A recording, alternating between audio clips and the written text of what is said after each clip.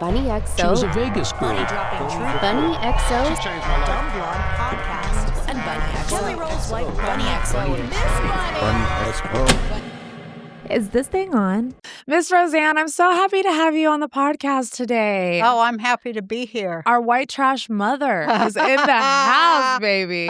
I'm so excited. You have no idea. That's cool. I'm excited to be with you. Oh, this has been a long time coming. We've literally been talking for, it feels like years now, right? I think it is years. Yeah. Because I haven't been to Hawaii in years, and I wanted to have you on over there. Yep. And then I think we were like on opposite islands or something when that happened. Yeah. I never realized how big Hawaii was until you had asked me to come on the pod. And I was like, okay, yeah, we could do it. And then we looked and it was like, you were on like a whole nother island. Yeah. I was like, holy shit.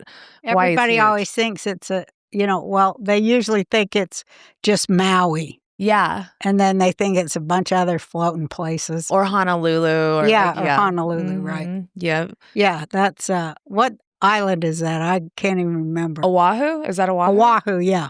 I'm not well versed in Hawaii, but is that what it is? If I'm wrong, sorry guys. Yeah, it's Oahu. That's where Honolulu is. Yeah. And that's where my granddaughter was born, because we had to go over to Oahu because they had a good mother-child hospital there. Oh. The island I live on is the Big Island, which everybody who lives there just calls Hawaii. Mm-hmm. That's the island named Hawaii.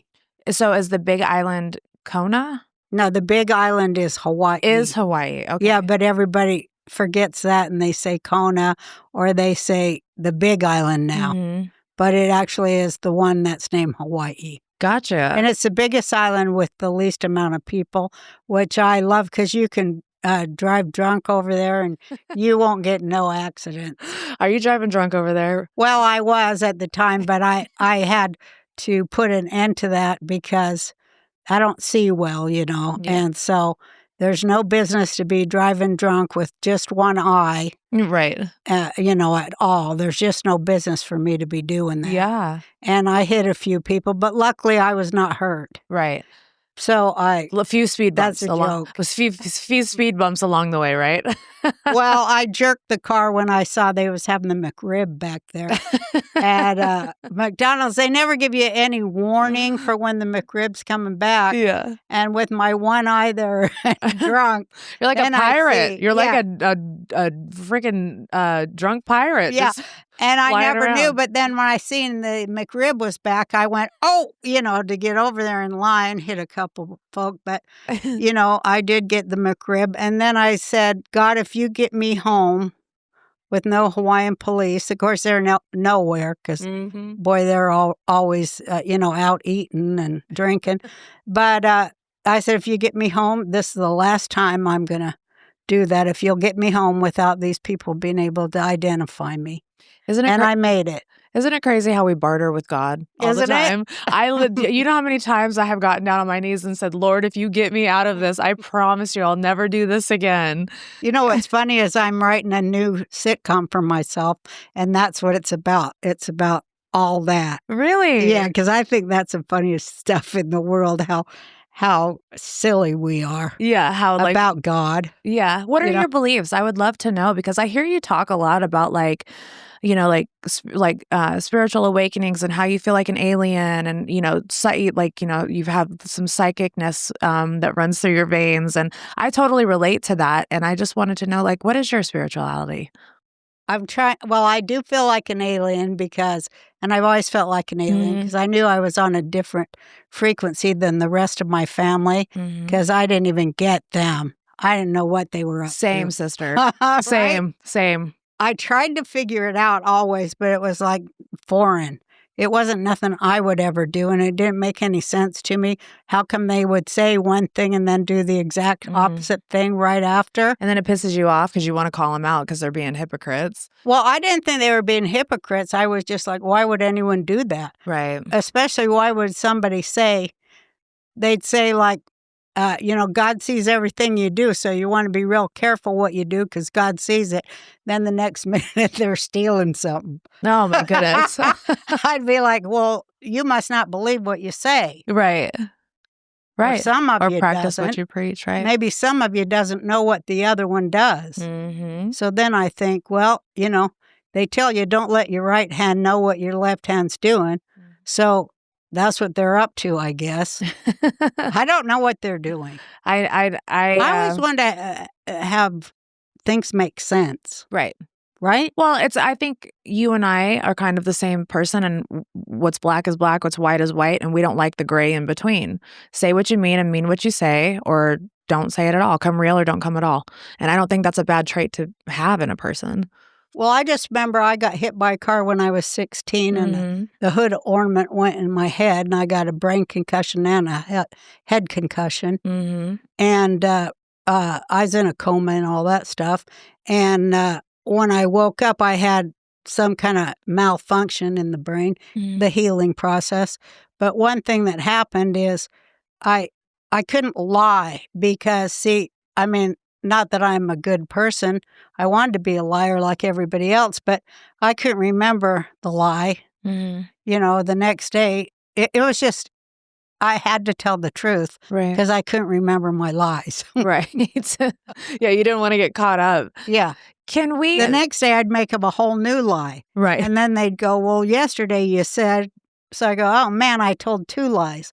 Then I just have to tell the truth because it's simpler. Yeah. And I want to hear the truth so I don't have to wade through the other person's lies and shit to figure out what lie they're telling me. That's wasting my whole life. Right. Just tell me the truth. I can deal with the truth. I'd rather have the truth and I'd rather tell the truth. Saves a lot of time. Then I have more time for shopping on Amazon. Amen, See? sister. We were just talking about our love for Amazon. We're like both obsessed with Amazon. Oh I told her that I God. have such a problem with shopping in the middle of the night, and she said she does too. And we're like absolutely obsessed with Amazon. It's just it's too easy. Like I'm up there last night at 3 a.m. I got to get a scrub brush for the porch because me and my granddaughter, we shoot bugs. You know, we got that bug killer with the salt. Yeah. And it's so fun. And so we shoot all these June bugs. And then, you know, their blood squishes right out of them. Oh, wow. And it leaves a mark on the cement. So I got to get a scrubber. I'm thinking at 3 a.m. waking up, you've got to get a scrubber. So I get on Amazon and I peruse through like 39 pages of different kinds of scrubbers. All and then night. end up with like 5. Yep, you get like I always get like 2 or 3 of the same thing. Even when I order clothes, I order 2 of the same thing, Why? different sizes. Because I never know. You don't know if it's you never gonna know. fit. Yeah, Because it never does fit. Ever. Right? Nothing ever fits. yes, and I That's like the to bad have a part. selection. You know, Because you know which one to send back. No, I just give it to my friends. So I have like girlfriends who live around me. So if I have any extra clothes, I just pile them all together and I just give it to them. Yeah, I try to do that too. But my daughter-in-law says I should send things back instead of doing I that. feel like it's so much more of a hassle to do that, you know? Like, I ask her to do it. yeah. She's good at returns. She's really thrifty. Oh, That's a good word for it. She's thrifty. I admire that because I just can't do it. I don't have the patience to send stuff back. I'm just like, I'd rather give it to somebody else. Oh, you asked me about my spirituality. See, that's an alien word to me. Spirituality. When people say that, I have to say, what do you mean exactly by that? Because everybody says spirituality. I don't know what they mean. So I think there's a difference. I think there's a difference between being religious and being spiritual. And I feel like being religious puts so many people into a box. So I feel like when you ask somebody, are you spiritual or what is your spirituality? That it's a little bit more fluid. So it's like, you know, there's some people like, what do you believe happens when we die? Like, where do you think we go? Do you think that there's a higher power? Do you believe in the devil? Like, there's so many different things and aspects of spirituality. Well, that's a lot of questions. Well, I believe in God. Right. Yeah. And, you know, I'm a Jew. I'm a scary Jew. I control everything in the world. And that's a hard job. Right. I do try to control everything in the world because I'm so afraid everything's falling apart and that I'm the only person alive who knows how to fix it because that's part of my mental makeup. And I just stay in that all day talking to God. How do you think I can get shove my way into this situation or that situation to give these people my 2 cents of how they can fix things. Because every time when people listen to me, things go better for them. And I just feel like God put me here to tell people how to fix up their lives. And that's my spirituality. I just feel like God tells me what to do and I do it. So however you're going to interpretate that, every day he calls me, I'm like, what? I don't want him to bother me, but he does all the time. And he says, you have to do it. And I'm like, can't you get somebody else? Can't you get somebody they want to hear it from? Can't you get a guy, a real good looking guy or a rapper or somebody like that they want to hear? He goes, no, it has to be you, Roseanne. I'm like, God, I'll do it. But it never goes right for me when I do it. I say, how come it never goes right for me? And I always do it wrong, I feel like people want to hear from you, though. I feel like people, yes, you do take the fall and you're an easy target for people to come after, but that doesn't mean that they're not listening to what you're saying. They listen to everything you say. Whether they apply it to their lives or not, that's a different story. But I do think people would rather hear messages from God from you than, somebody who you just named, like a rapper or, somebody else. I think here's what he told me. I'm like, I'll do it. But, everyone's going to hate me like they usually do when I say anything about the truth that you want me to tell. And he's like, well, Roseanne, nobody likes a truth teller. They only like him after they've been dead about 2,000 or so years, and only if they died in horrible, torturous deaths. Then they like him about 2,000 years later. But if the guy came again, they do it all over to him the second time because they don't like to hear the truth. Well, why? Because, it's too scary, it's too naked, and it makes you have to change. And most people can't change, nor do they want to. They don't give a damn. They'd rather tell everybody else how to change, and so would I. But the only difference is I did change. I changed. Not just once, but many, many times. And every time I changed, I wanted to tell people about it because I thought it was so great to be able to change from when your first reaction, when the doctor hits you there, you go, whatever, response or reflex.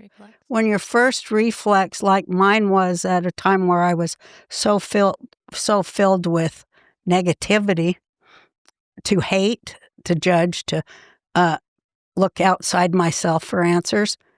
And I changed that because I was able to crash to the bottom. And I didn't I stopped letting all this artificial crap prop me up. It just was all kicked out from under me and I crashed to the bottom. And that was just the best thing because it made me change. And it made me value different things. And the thing I valued most was my connection to God. And always did, but this time even more. Right. And I knew that it was transformative. And I knew that it was going to change me even more than the other 1,000 times God saved my life and brought about change in my negative reactions. And I was able to change in that now, and I cry over this because it is a miracle because I'm a Scorpio. No. And I'm old and bitter and a Jew.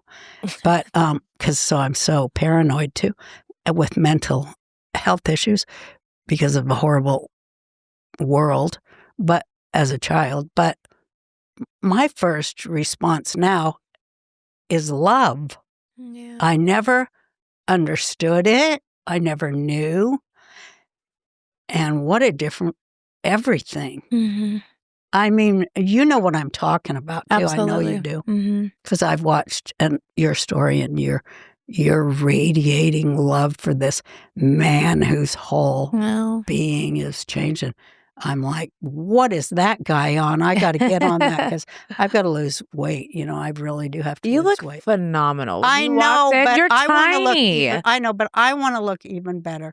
I really do, because a lot of these shops on Amazon, on the luxury shops, they don't go above size 8. Really? I don't know. I think you're looking in the wrong places because those luxury shops on Amazon, the new ones. I haven't made it over there yet on that side of it. I'm on the they're furniture way side. too expensive.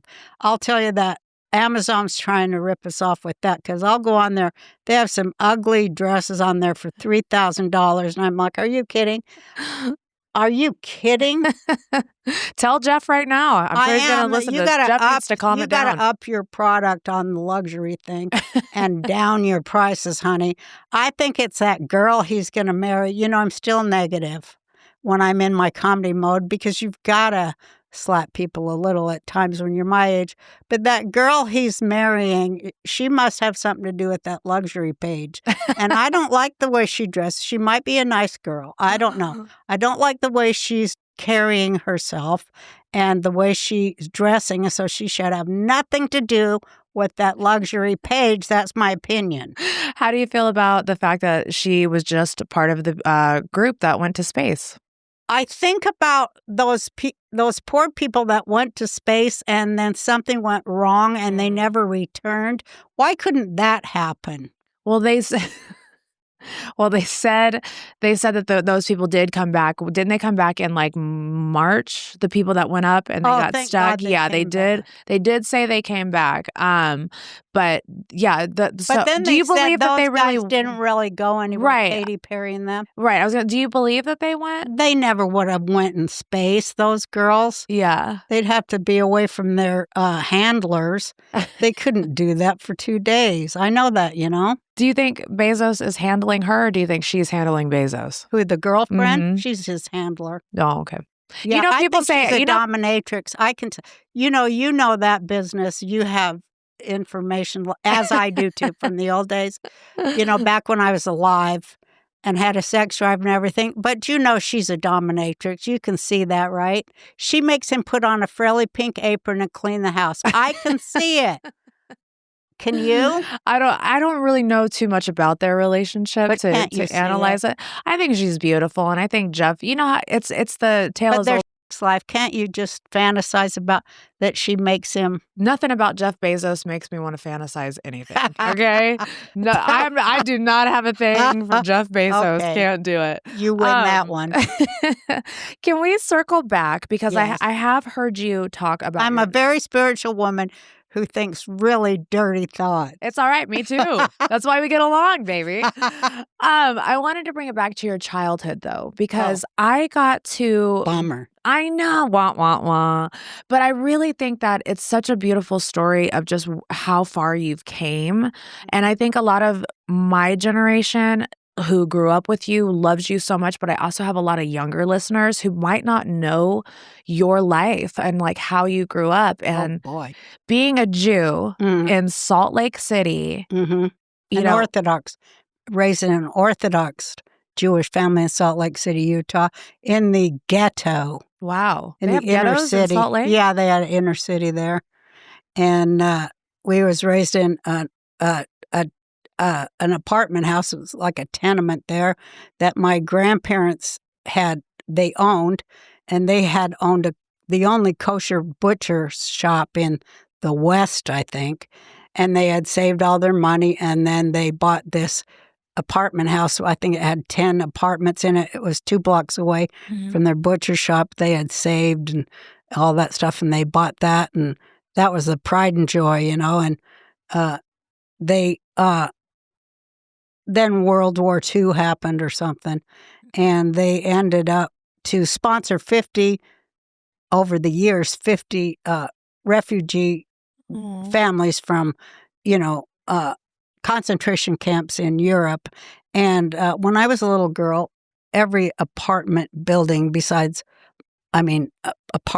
the building, besides mine and my aunt's, were those survivors. Wow. And so that's how I grew up. And every Friday night on Shabbat, everyone would come to my grandma's house for the Sabbath dinner. And she had a little window seat there. And I would entertain every Shabbat. I would entertain because I like to see the people feeling happy and clapping and laughing rather than morose and sad. And so I idolized Shirley Temple. And so I would recreate the Shirley Temple experience for these poor people. And they loved it. And everyone in my family, I didn't realize that they were lying to me and destroying me in every way. But they told me that I was even better than Shirley Temple. And I believed them. They said I was more beautiful and more talented than Shirley Temple. And I totally believed them. But maybe they felt that way. Well, their feelings were not factual. Oh. I found out when I was 12 and went out into the world and attempted to do my Shirley Temple act for the other people in the world who told me, in fact, I was not pretty or more talented than Shirley Temple, and it really destroyed me. And yeah, I lived in a fantasy world all those years, trying to escape. It was a horrible thing. And I had to hear all the stories, and they were horrifying. And, people who are scarred and that kind of thing, there's just no boundaries. I had to hear horrible things. And so I had to make up funny things When you say to you heard, balance it. when you say you heard horrible things, what are you referring to? Oh my God. They talk about what happened to them. And they always pointed to me refugees. because I was the only kid. And they go, little girls just like her. You know what they did to them? And they'd tell. And I'd be like, ew. Gosh. On the good ship, lollipop. Like, I don't want to hear this stuff. Well, I did hear it. And, I thought that was what the world was still like. So I became very paranoid and mentally handicapped and all kinds of neurosis. And, I thought that was what the world was like. And in many cases in my life, that's what it was like. We had a neighbor who didn't like Jews very much. In fact, hated them. And their father had been in the war on the German side and came to America. And his son used to torture me and abuse me and say things like, we should have got you all. And I was only 6 or 7 on my way home from school. My brother was 9 years old and had had his nose broken 9 times by getting the crap beat out of him every day after school. And, so. Just for being Jewish? Yeah. Wow. So, I know it's there, and I always would think about how I could fight it. And I took a vow as a young girl that I always would fight any kind of hatred like that, any kind of irrational hatred. And I always wondered why people were captured by it. And I pretty much figured out why, because it's satanic. That kind of stuff, you're captive of Satan. And I always knew that there was a war between good and evil, and that evil is about hate.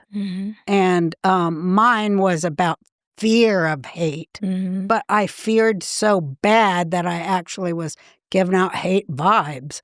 And I didn't understand that I was attracting what I loathed. And I was giving it out too. Till I went to the side of like, man, I'm going to feel love. And when I let it in, which ironically only happened after I got fired and humiliated and called a racist by real racists, I thought people were coming to get me when they was calling me racist every day and all that stuff on TV. And people were coming up to my mom's house where I was scared shitless because it was like, this is like the thing you've feared your whole life. And they were coming up to my mom's porch, and I was like, oh my God, my mom. I was freaking out. And this was in Salt Lake where I'd experienced those things. And they ring the doorbell and they go, here's some cookies. We want you to tell Roseanne we love her so much. And we just think it's terrible what they did to her. And these were people I didn't even know. And they just kept coming. And every time I would then I'd get brave and go outside, and it would happen everywhere. And I got this feeling like I was shown love, and I let it in. I didn't go, they're just using me. They're just setting me up. I didn't have the fear anymore. I didn't have the shield of fear, which lets in hate, which lets in division and doubt and all the negative. Love just brought all the positive in every way. I got funny again. I got real funny. I mean, I really crack my grandkids up. No, I could imagine. Because I do having you as a grandma. Silly things that they love. And I don't have to use words, which I really love that kind of silly. But I wanted to get back out there and fight for the stuff that I hold dear, which is all the stuff that I had on my show: family love, equality, decency, helping people, values that money isn't first. I think something else is first. I think that's what drew people to you too, is when, in the 80s, you were one of the most powerful women in Hollywood. And to have a top rated show like Roseanne that pretty much showed I always call it in a world of feel-good family television, because there was like Family Matters, Full House, and then there's Roseanne, who, you guys painted a picture of what real families were about. Like everything else was kind of like cookie cutter and like sugary, whereas yours was real and raw. Yeah. And I think that you showed people how to love. You good, Mama? Thank you. I think you showed people how to love just by being yourself. So to hear you say that you were so negative and stuff like that, was that after the Roseanne stuff? No, the show was my therapy. Was it? Okay. It was my soul and my God thing. It's like, I'm going to make something good from this. But, like all comics and all proud writers and people like that, creatives, I mean, it does come from I'm a troll and a slug, but I produce a great song. I mean, we're all kind of that way, Our worst enemies. Well, we're in pain, and that's what makes us creative so much, especially when you're young. That's why people take, and everybody's doing all that. But when you're older and you get that big change, where it's like, oh man, I don't have to do that anymore. It's from another place now. I guess it's wisdom of age, because now I'm writing. Like I said, I'm writing another short show, and I think it's so funny. The people I have in it are funny, and we're just busting a gut. It's a different experience of people who love me and are creative and fun. I just want to have fun this time. Yeah. Just fun, and laughs off. I'm no fighting, nothing. I'm doing it as an experiment, because I, of course, made a bargain with God. I think I have one more thing in me, and I just promise joy, because, I'm a Jew, like I say, and I do study Torah, and Torah tells us that God loves our joy so much more than I'm not saying it right, but of course he has mercy on us when we're in sorrow, but he has great, great joy when we have joy. So I'm doing that to give joy to God rather than when he had to give me so much mercy. Right. You don't want to create out of joy, because I feel like, hell, I'm 72. I got to go out big, happy, big. Yeah. And, buying all kind of Amazon things. What is it like aging, in Hollywood, and just seeing yourself from the beginning till now? Would you ever expect to be in the mind frame that you're in now back then? Well, I left Hollywood. I left Mhm. Hollywood after the Roseanne show, which ended in 1997. And, I didn't want my kids raised there. And I didn't want to be there when I wasn't working. So, then I went to Hawaii and I was a farmer. And so, Immediately? So in the 90s is when you went to Hawaii? I can't remember. I have to look it up. No I worries. can't remember. No worries. But anyway, yeah, when my son was going in 9th grade, I don't know what year it was. But anyways, I went over there and bought a farm and immediately started farming. And my son went to high school there, and all my grandkids were there, and we just were farming. I never went back to to Hollywood Right. till they called me and begged me. And, I came back and had another #1 show after 20 years. I did it twice. Mhm. And so that was pretty spectacular. I think that's a testimony to who you are.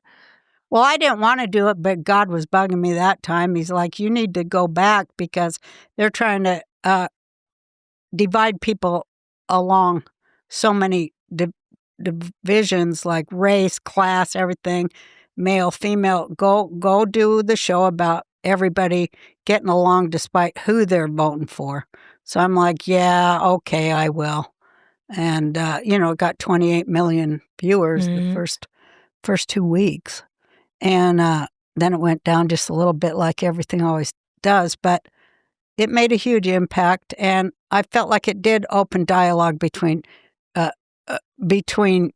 Republicans and Democrats and everybody else. And then, they hated that because they needed unity. When people needed division because the 2018 elections was coming up, and they make money off that division. They fundraise like hell. That's all they care about.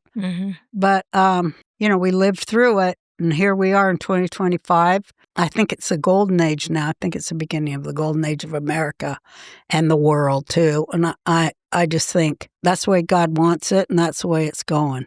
Did you ever think that you would be so full of love and have the mind frame that you have now back then? Well, I prayed for it my whole life that I would have wisdom and be rid of my demons and fears. I prayed for my whole life, but of course I tried to be on a lot of meds and psychiatrics and every other kind of damn thing. But nothing worked till getting fired and going down to hell and being rose back up by the wings of God Almighty. Well, that worked real good. So you got to say, hey, thanks, you buttholes. Yeah. Thanks a lot. I didn't see the diamond lining in that black cloud. Yeah. But I do now, and I'm happier in hell. And I'm happy to tell people that, when you're at your lowest, that's when, if you got the right heart and you see that you're at your lowest and you ask God humbly to help you, that's when everything opens up, don't it? Ma'am. Yes, ma'am. It's funny how stuff works. I always say when you're on your knees, you're in the best position to pray. Right? Well, you can pray a lot of other ways too. You don't have to really be on your knees. Yeah. You can stand on your head or, in a supermarket, or you can be anywhere, and it's always now. Isn't that great? Yes, ma'am. And now is always the right time to start doing it. Yes. Yeah, I heard you just talk about saying that you've taken, psychiatric and stuff like that. Oh, hell yeah. I do know that you've also been on like a spiritual healing with like ayahuasca. Oh, no, I never did that. I wish. You never did ayahuasca? I'm Okay. too scared to do that. What about mushrooms? Well, I did do them one time. Yeah, I did them a couple times. Well, I always do the low dose there because I don't really want to see things. I just want no anxiety. Right. I have such anxiety. Do you? Oh, my God. Let's talk about it because I do too. You also talk about having OCD as a child too, which I suffer from OCD, and I talk about it on the podcast. So when I read that you had said that you had you had rituals and you had a fear of contamination, I was like, I relate to that so much. Like if I open a water bottle and I take my eyes off of it, I have to have a whole new water bottle. I do that one. Do you? Mhm. Is that contamination OCD also? Well, I think it's the Mine's- fear of germs. I yeah. mean, Well, you mine's know, drug related. I or did too many getting drugs. poisoned. Right. Right? Or drugged, yes. Drugged, yeah. Where Because do that you- does happen. No, it happens all the time. And you Mhm. can't, I just don't trust people. I don't either. Where do you think your OCD in childhood came from? Because that's, normally that stems from some sort of something that has happened. Like I know mine stems from abuse and just I grew up in a very abusive household. So my OCD started at a very young age because of that. Where do you think yours came from? Well, my my whole family was insane. You're right. No, same, sister. I mean, insane. Yeah. I mean, really, seriously crazy. And, but, because of PTSD and horror. So they didn't know what the hell they were doing. But like with our house, I mean, you wouldn't believe it. It's just too crazy. Right. My parents, all they did was make out. The two of them made out and they had 4 kids and they just, all they did was make out, which gave me a repulsion for human sexuality, of course. Oh, no. It was disgusting. I remember when, was it my regular mom- making huh? out? Or Oh, yeah. Like he'd come home from work and she'd be standing there in front of the heat. She'd turn on the heat and it took me a long time to put it together. She'd have this peignoir set. All of us would just be sitting there. And she'd stand in front of the heat so this peignoir would billow out there. She'd have these ruby red lips on. She looked like Liz Taylor. She was like the only beautiful Jewish girl in the whole town. The rest of them looked like Ruth Buzzy. But anyway, and my dad was the only Jewish football hero ever in Utah, or the world, I guess. But so he'd come through the door and she'd be there with the ruby red lips, and he'd come home from work and she'd be there all billowed out with the peignoir and the red lips. And it was so gross. And Daddy, he'd go, "Well, hello there." And then he'd rush to her like Clark Gable or some hideous thing like in some movie, and then Gone just with the start Wind. kissing. They'd just always be kissing. Ugh, it was just sickening. I hate that because me and my husband make out all the time. So Oh, I wonder if our kid feels the same way. Oh, I'm sure they will. Oh, They do. no. I'm sure they do. Ask them. We do all the time. She's always like, she's so used to it now because but I mean, we're not like full on like swap and spit, but we're very affectionate with each other. So I just hope it doesn't send her on a path of being repulsed of sexual behavior in any sort of way. Well, the other ones all went gay. Oh, no. So, I don't know. They were probably repulsed by heterosexuality. But, it was all. So Daddy was always trying to kill us kids so that he could just have Mom by himself. Oh, no. But he wasn't conscious of the fact that he was always trying to kill us. How would he try to kill you? Well, we didn't have any furniture or anything because Daddy said, I could live in a tent. I don't need any furniture.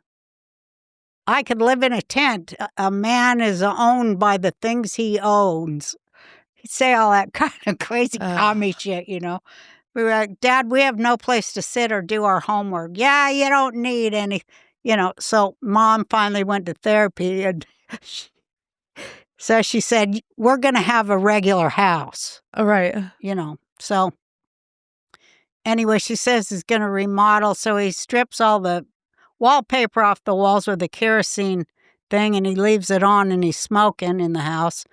And and so the neighbors call the cops, and they come over there with the welfare, and they go, Mr. Barr, do you realize you've stripped all your wallpaper off and you have kerosene? He never threw the wallpaper out either. You have kerosene-soaked rags in your home with cigarettes with 4 children. He goes, I'm sorry, sir. It never occurred to me that was a bad thing to do, sir. Oh, my God. My dad was horrified because it never occurred to him, right? People joke about OCD like it's being neat, but real OCD, it's terrifying, intrusive thoughts you cannot control. I know because I have it. The good news is OCD is one of the most treatable mental health conditions, and that's why I want to tell you about NoCD. OCD is a serious and highly misunderstood condition that causes people to get stuck in a cycle of stressful, unwanted thoughts and repetitive behaviors, which can become debilitating as well as exhausting. OCD can focus on anything and often targets the things we care about the most, causing us to question core values, beliefs, or feelings about our loved ones. Because OCD is so misunderstood and can look so different from person to person, it's often misdiagnosed or not recognized at all. But with the kind of right help from a specialized therapist who truly understands what you're experiencing and is trained to treat it, OCD is extremely manageable. At NoCD, every therapist deeply understands OCD. NoCD is the world's leading OCD treatment provider, and all of their licensed therapists go through extensive training to recognize and effectively treat OCD. NoCD therapists work with you in live, face-to-face virtual sessions. NoCD also makes sure you're supported between sessions with powerful in-app tools. If any of this sounds familiar, please don't wait. Visit nocd.com and book a free call with their team to get connected to someone who can help. That's nocd.com.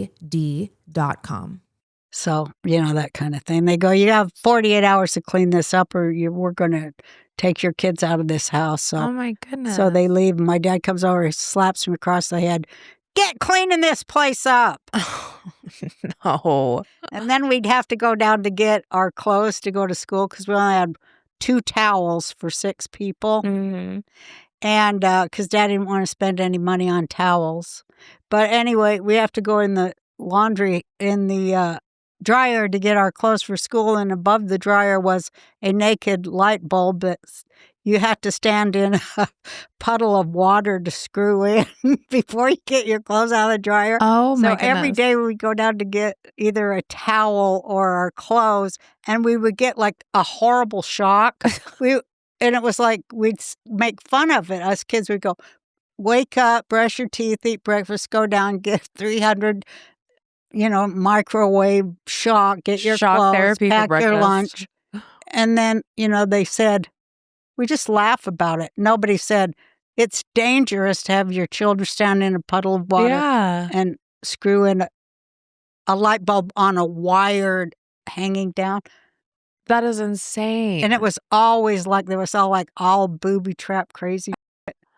But well, we no didn't wonder know. you had OCD. I could see. Yeah. I could see And all the I would trauma always right now. do everything 5 times because I knew because sometimes I'd do things twice and then I would recognize the pattern of something's horribly wrong is going to start a fire. Right. So I always have to do everything 5 times to make sure like the door was locked because sometimes they'd leave the door wide open when we went to sleep. I have to go down and check. But they got better. My parents did get better. Good. Well, I'm happy to hear that. Didn't they also, wasn't it hard for you guys to be Jews in, such a Mormon-filled city? Did they have you hide your being Jewish? Well, my mother was very paranoid because we lived in surrounded by, Mormon people.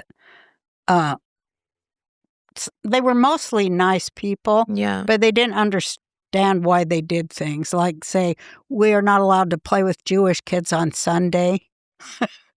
Stuff like that.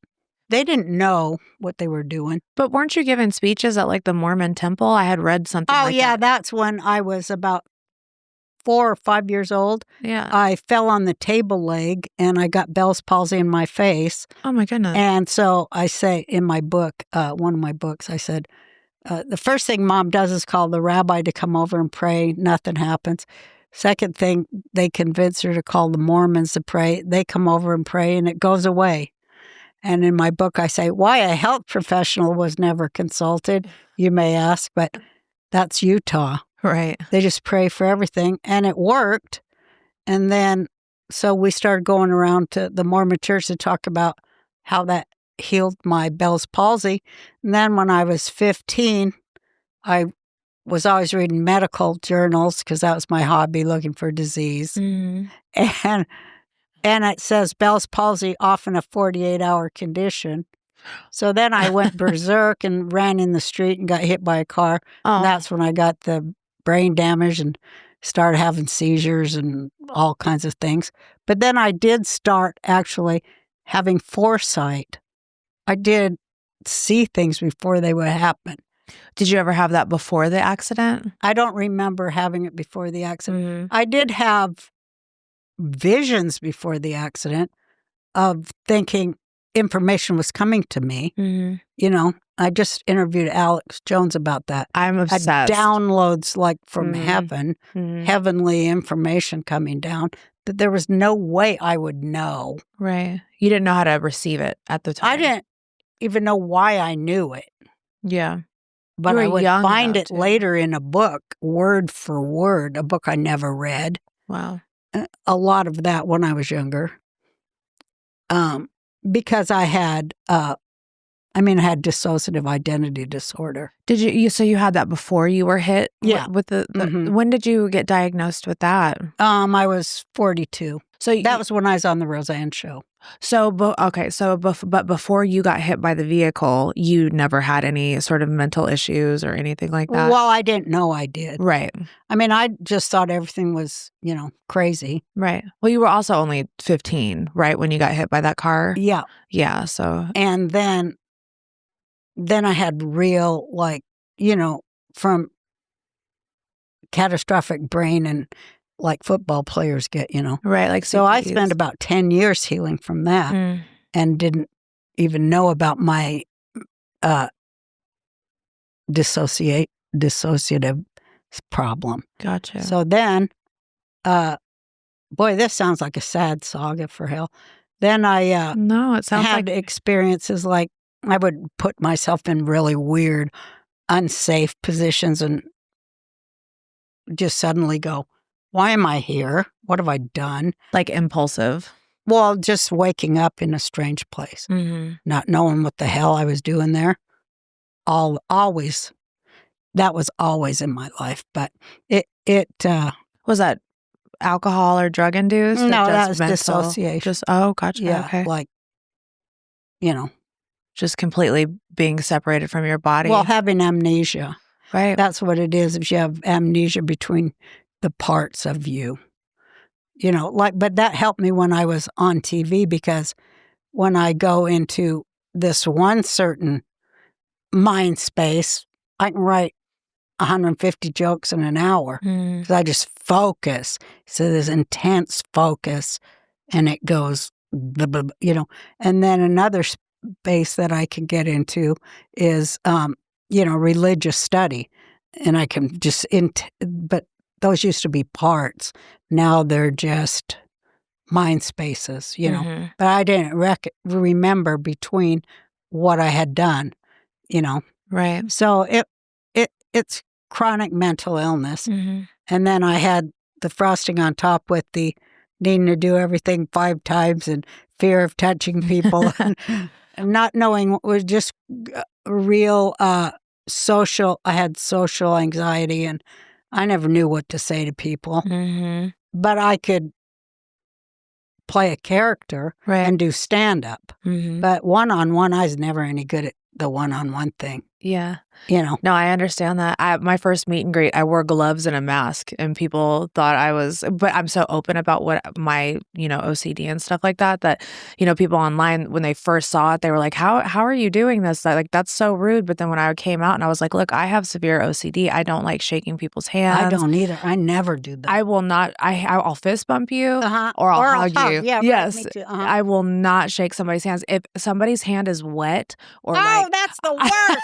I almost vomit. I can't. That's why I'll I think quit. about it all day. I would too. I'll think about it all day. I can't do it. It's too much. Because I'll go into like a horrifying nervous breakdown. Same. The last time I did it, I said that I'm not doing it again. Ever. I knew the guy was going to have a fish hand. Oh. And I was like, no, they're going, you have to shake his hand. This is I go, I know it's going to happen. Clam. And then it's like, and then it's like, also when I touch people, Mm-hmm. I can read their thoughts. Can you? It's not that I can read their thoughts, but I can read their energy. So Energy, yeah, we that's it. talk about it. At the minute somebody walks in a room, I'm like, this person's doing this one's going through this, they're going through this. Mhm. Like I call it. It's But just if you crazy. hand to hand, you can focus in hard. I don't want to. I can't I do didn't it. either. I can't. When somebody goes in for a handshake, it's like slow-mo, and I can it's just like hear it like Jaws. my insides start like just, I Me can't do too. it. Like I hate it. And so they'll go in and I'll just like, up, fist bump, like Yeah, me too. the way people look at me when I do that too. Like, can we normalize fucking fist bumping? Like, Yeah, I don't I know where your try. hands have been, Because people don't know this is the part of your body where a lot of healing energy is. So you don't want to give that away to some. Wow. But every time when I get the fish hand thing, I've seen people too. I say it on stage. I don't shake hands because I've seen people pull their pants out of their butt crack and then turn around and want to shake my Scratch hand their or go like balls this. or- Hey, Roseanne. Yeah. I'm like, God, No. I'm not touching you. Listen, you are preaching to the choir. I am the same way. I can't do it. So when you, so I just kind of want to paint a picture for everybody at home. So you ended up at 16 getting hit by a car, and then you went into a mental hospital. I heard you talk about it. Oh, yeah. Joe Rogan for about 9 months. Yeah, about 9 months, Utah State Hospital. That's a long time. I know. I went into crazier than one. I thought. I went into one when I was 14. My parents put me into one. I ended up leaving home at 14 because I had such an abusive household and I never went back. But their last hurrah was to put me in a mental hospital. And I was in there for just a few days, maybe a week. And the shit I saw in there in a week, I couldn't imagine what you saw in 9 months. Like, it was wild. Like how state-assisted facilities are ran is crazy. I don't even know how they're allowed to be open. It's unspeakable. No, it's not okay. And I don't know how the state keeps funding places like this for people. There's nothing healing about them. It's the opposite. Exactly. Well, I did learn a lot about government there. Did you? Everybody's always like, how did you figure all this stuff out? Or where'd you get this opinion? Well, because I saw it firsthand. I saw what they do to kids. I saw it. Is there an example? Well, they farm them. Wow. They farm kids. Of course. When you say farm kids, what do you mean by that? Well, I was on an adult ward.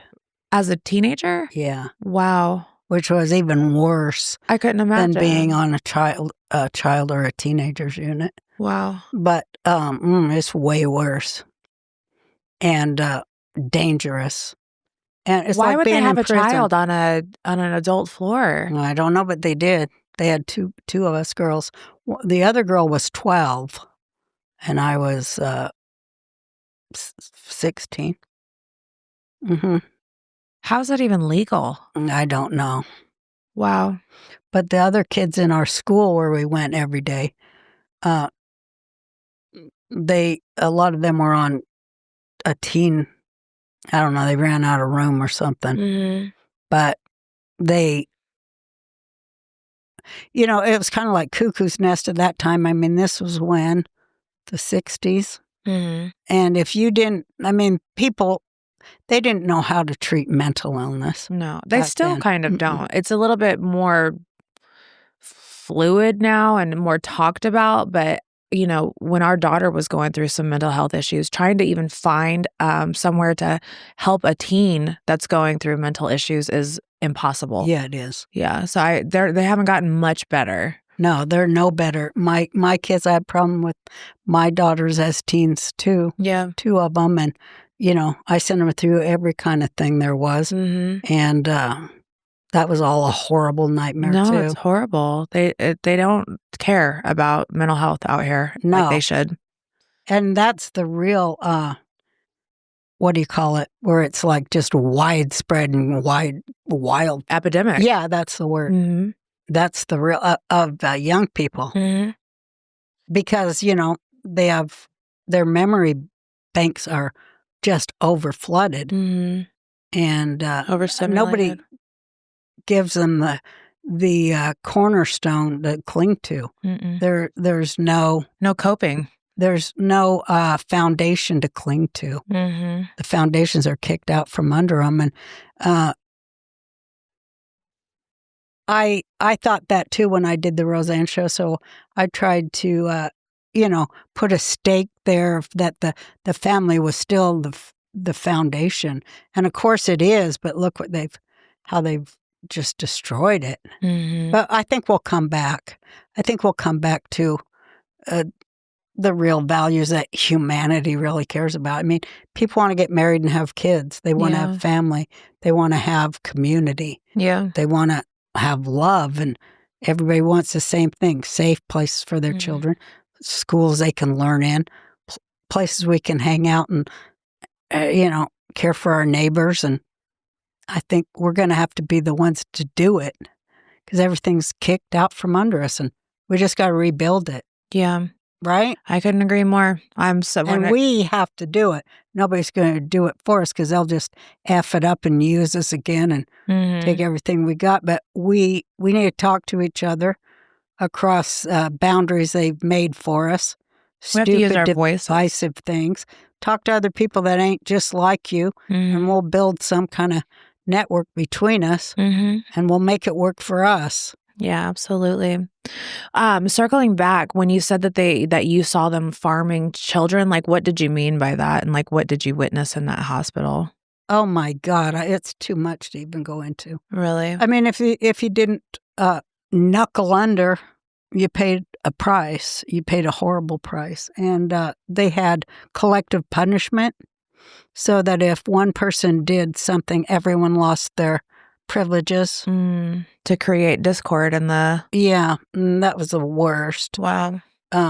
Yeah, that was the worst. There was no incentive for you to get better because of that. Yeah. Because somebody would F off every time and you'd be punished. I mean, it was collective. It was communism, and that's supposed to make you better. And then the craziest ones that they couldn't treat because they had no idea of how to treat mental health issues in the 60s in Provo, Utah. They started our therapy group with prayer, for one thing, which I don't discount that, but I mean, come on. And they handed out pills like it was candy, and I was on excessive pills. I couldn't really think, which probably was good, but I was just flat affectation, and that was probably good because one of the people who didn't knuckle under or get it or obey or whatever it was they were trying to teach a mentally ill teenager, of course they killed themselves. There were many who did, and well he killed himself, and you're just supposed to go on to school the next day. It was your friend. And it's just horrible. It's They so take us out traumatic. on panels to go talk to people at universities who laughed at us. They would take you guys all drugged out to go and talk on panels. Talk about why we're in there, and these sophomoric students would just be sophomoric and stupid and ask us stupid questions about, people don't understand anything to do with mental illness at all. They still don't, I don't think, any better now than back in the 60s. No, ma'am. And it's just rife. It's epidemic. Oh my God. And they're not doing anything about it besides just drugging people, and that doesn't work. Right. It just makes me so sad to see all these kids what they're doing to the kids is horrible. Oh my God, don't get me started. But I want to fight it. I have the will out of love for them, to want to fight for them, because I wish somebody had fought for me and you. Mm-hmm.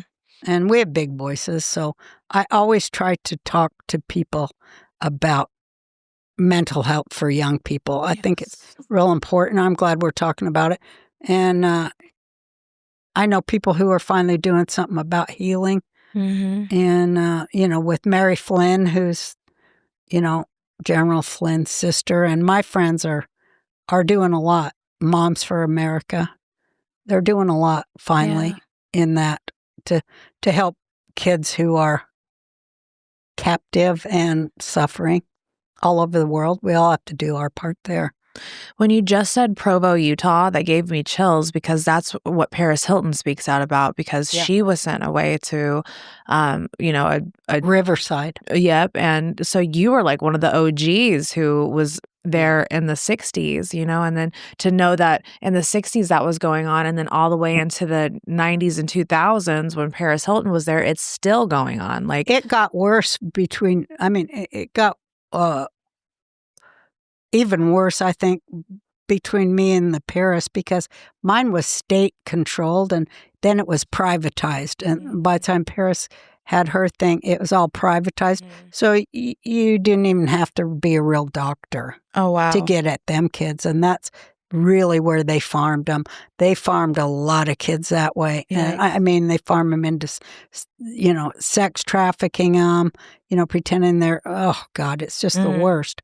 It's the worst. America needs to be more responsible for its young people and change that up and fix that up right away. It's my priority, education and saving the kids of America. Oh my God. Let's not even go down there. There's a lot of work to do. So moving on, there was another interesting fact about you that I had read, and it was that, after you had gotten out of the psychiatric hospital, 17, you end up getting pregnant and having a baby. Oh, yeah. And then you give your baby up for adoption, but you rekindle later on down the road. Can you tell me about that journey? Because that's so beautiful. Yeah, I was at the Salvation Army Home for Unwed Mothers in Denver, and I got to have her for a week, and I gave her up to Jewish Family and Children's Services there in Denver, and so I knew I would always be able to find her, and I kept my name Roseanne Barr. I knew I was going to get famous because when I was 3, one of the visions I had is that you're going to have your own TV show that's going to be called Roseanne, and you're going to be talking a lot of, stuff about love on it. And so all that happened, of course, which is why I believe in God, because it happened. And I always believed it would happen. And so I told her when they came to get her, well, I'll see you when you're 18. And I knew I'd be famous, and I knew because I'd have my show, so I left my name Roseanne Barr. Cut to, I have my show. She's 17 and a half. And did she always know about you? No. Okay. But I always knew that we'd find each other when she was 18. And so it happened when she was 17 and a half. And just like I saw would happen way back when I was pregnant. So 17 and a half years after that, it happened. And, I was on TV, and that's how they found me. So that was so a the great parents, thing. The parents looked for you, or she looked for you? No, they didn't. They didn't look for me. All she knew was that her mother was famous in Hollywood. So and Jewish. And so she thought it was Goldie Hawn was her mom because she looked just like Goldie Hawn. And so who found her was the National Enquirer. Wow. Because my boyfriend at the time, I found out way later, he went to the Enquirer and told him that I had a baby that I gave up. Was this the father of her or just another boyfriend? No, Tom Arnold, when I was married to him. And he was my boyfriend. Yeah, he's making a living off selling stories about me, which I didn't know at the time. But wow. Yeah, so anyway, they go to Colorado and bribe somebody at the county office there. So they give her the birth certificate. So they called me up. They said, did you have a baby? There's an English guy. Roseanne, did you have a baby? I'm like, where'd you get this information? Well, that doesn't matter, Roseanne. We're going to do a story on this, and we're going to cover the story whether you want us to or not. But we'd like to have your permission to photograph the two of you meeting and do a front page story in the National Enquirer. I go, off. And so then I went and paid the same person they bribed.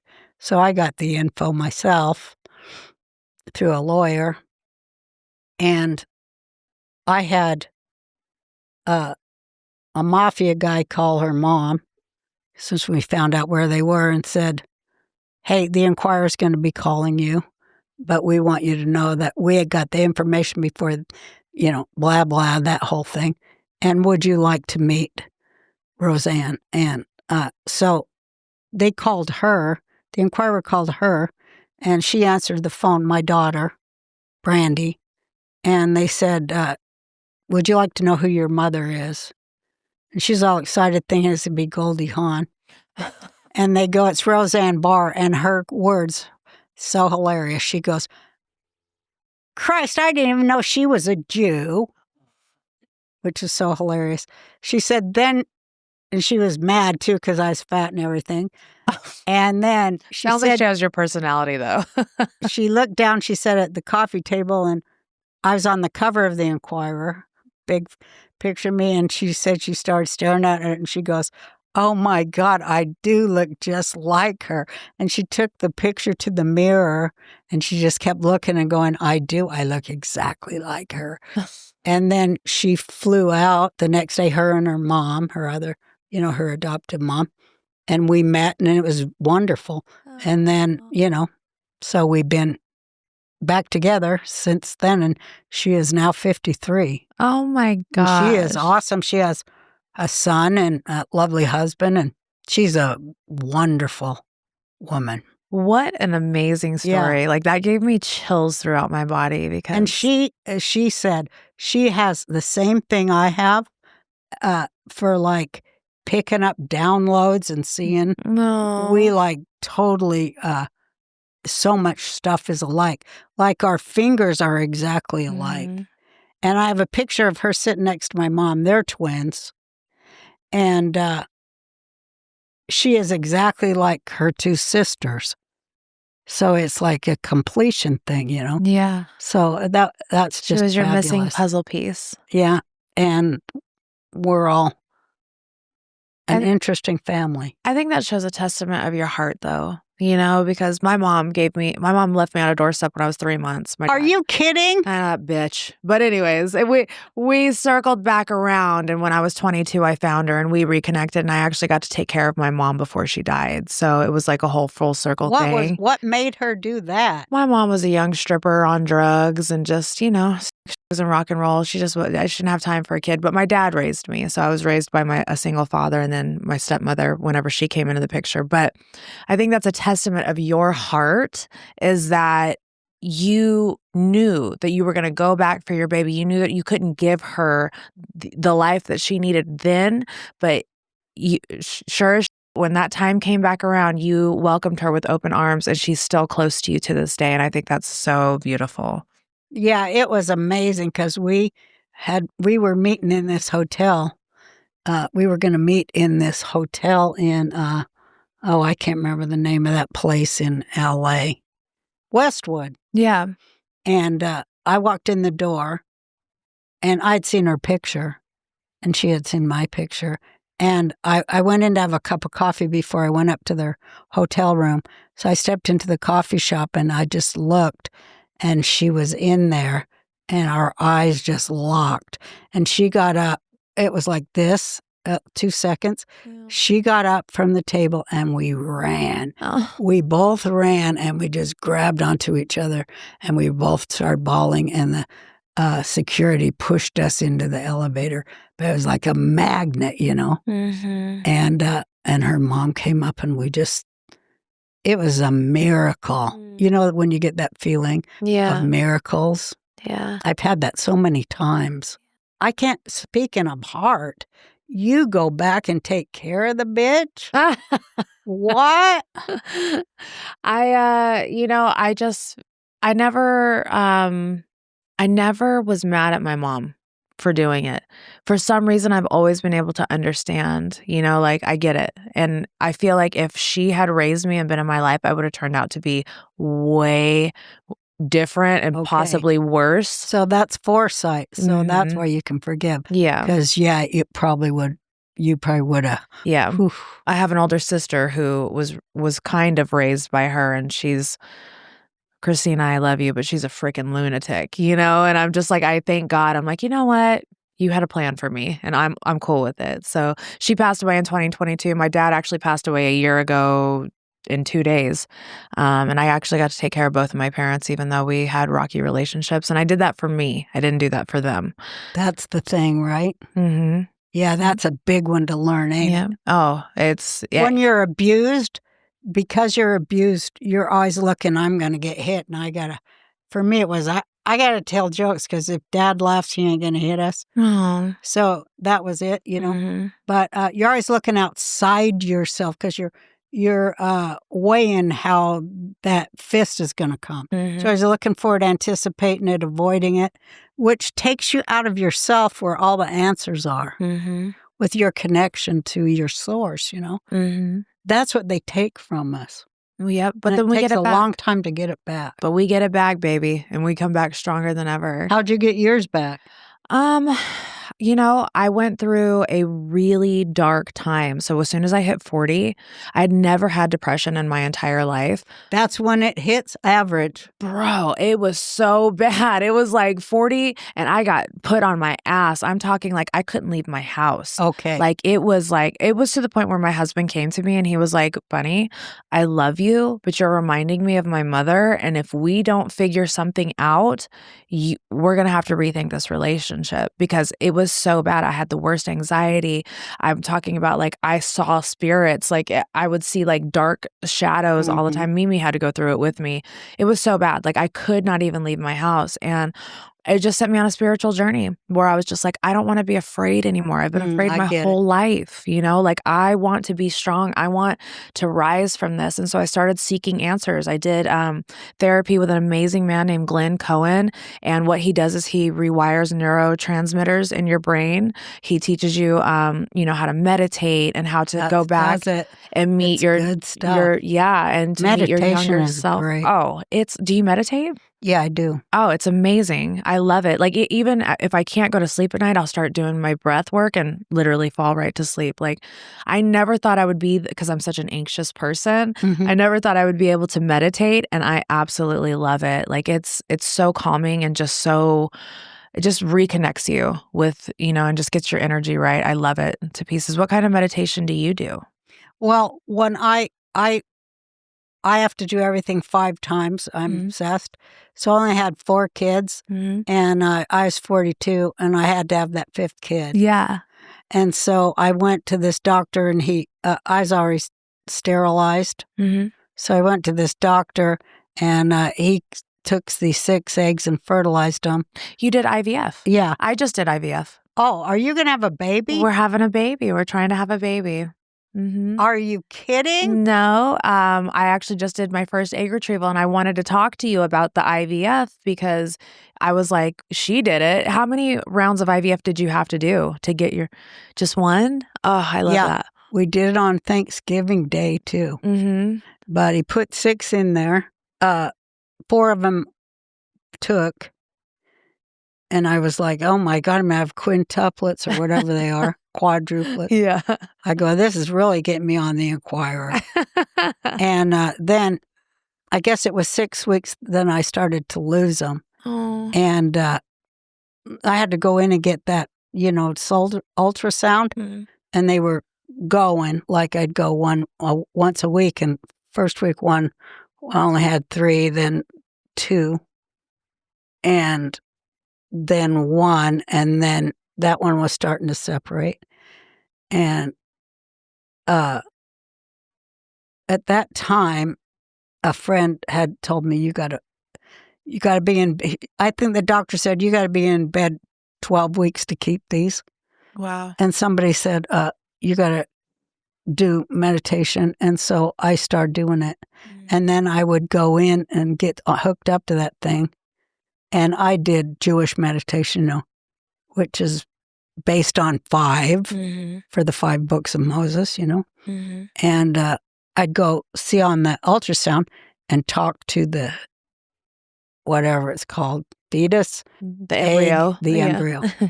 and say, I really want you to stay, Aw. and meditate on communicating with it, and meditate to stay calm with all my craziness.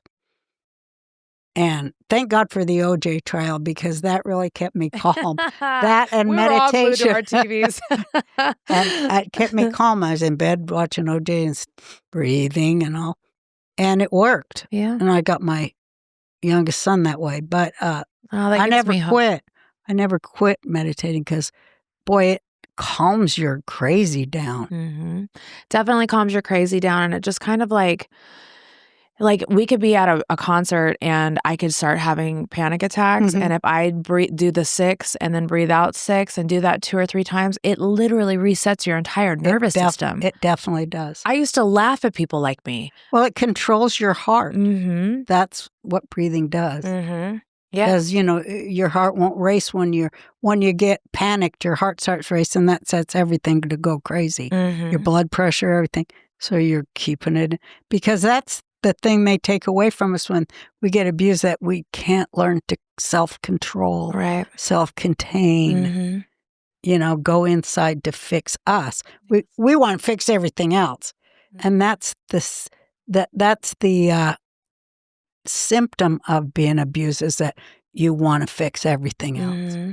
But you, because you don't know how. Fix and control. Fix and control. Also, I'm such a control freak, and I've learned to let go of control these past, 5 years, because I'm 45 now.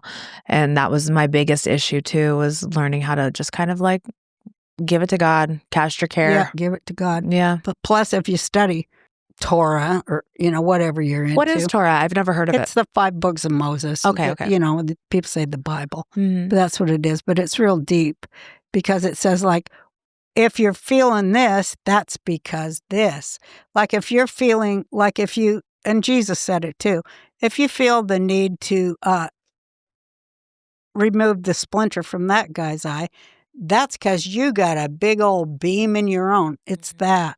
Like, when you feel the need to call somebody out, it's because that person's doing something that you do too, but you can't see it in yourself. Mm-hmm. So when you feel the need to call somebody out, that means you got to go inside and wonder why you're doing that.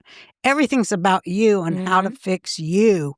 To self-transform, that's the hardest thing. Hardly anyone can do it.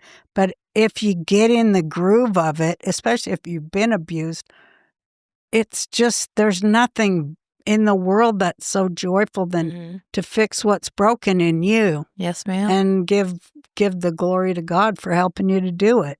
Because that connection is just like going and putting the plug in the wall, ain't it? Yeah, it's been a journey. It's a beautiful journey, and I try to tell everybody, when you're on your spiritual journey, it's not a beautiful thing. You have to see the darkness and go through the dark to get to the light. That's right. You will never be able through it. Yeah, you will never be able to reach that light until you deal with the darkness. And when I did, I stopped seeing the shadows. I started like, nothing scares me anymore. I could see, because I've always seen spirits or felt spirits. I can see a spirit sitting in the room with me and it doesn't even scare me anymore. And I'll just know that somebody's there and they want to talk to me or they want to tell me something.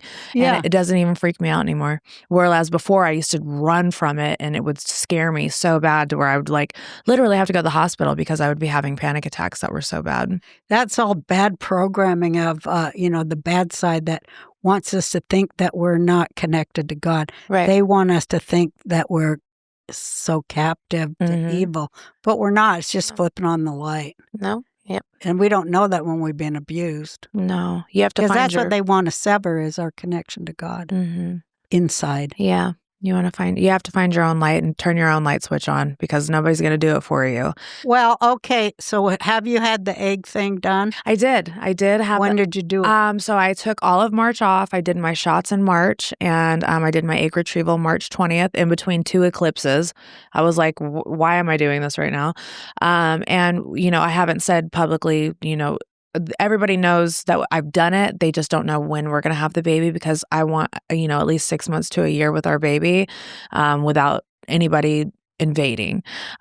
So we have a surrogate because I can't carry. Oh, okay. I've had 2 ectopic pregnancies. Oh, you can't do that again. Yeah, so I just can't risk it. I'm too high risk, but we do have a beautiful surrogate who I absolutely adore, Ooh. and she's ready. And so we're hoping, sometime this year, 2026, we might have a little bundle of joy. So How lovely. yeah, we're you excited. guys deserve that. We, I'll say I'm going to pray. Please for do. you. I would love a Roseanne prayer. You'll get one. Yes. You'll get one for real, and I'll send it to you in words too. Thank you. When you were talking about how you were talking to the egg, to the embryo, I literally, the entire time I was doing the IVF shots, I sat outside with my cow. I wrote a letter to my unborn baby. That's good. I meditated. I just put it all into the universe because I just want it to happen. So Jay and that's the power of prayer. Literally, yeah. And Jay and I never wanted kids together, but like last year we were both kind of like, hey, you want to have a kid? And he's like, yeah, I would love to have a kid with you. And I'm just like, all right, let's have a kid. That's awesome. But I think it's because we both finally feel safe now, and I've helped raise his daughter since she was 7 years old, and she's about to be 17. I can't even believe it. And I think we just realized like, hey, maybe us together won't the kid up too bad. Yeah. That's why you're ready, because you know you can do it right. Yeah, absolutely. You guys deserve that. Thank you. That'll be a great experience. Thank you. A great family. I can feel it. Thank you. I appreciate that. Because you just shine. Oh, and he shows love all the time. He's the sweetest man ever. I can't wait. Have you guys got to meet yet? Mm-mm. Oh, I can't wait for you guys to meet. You're going to absolutely love him. He shines, man. Yeah, he's the best human in the world. And he's always been like that, even before all of this. Like when him and I first got together, it's just, he's always been just a good human.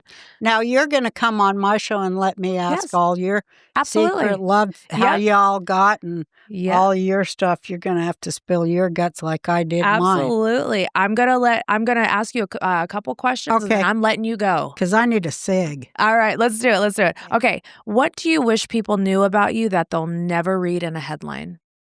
That I walk in faith. I guess. Yeah. That I really do. Mm-hmm. And I always did, but I just had so much doubt. Yeah. But now I don't have no doubt. I just have only certainty. Mm-hmm.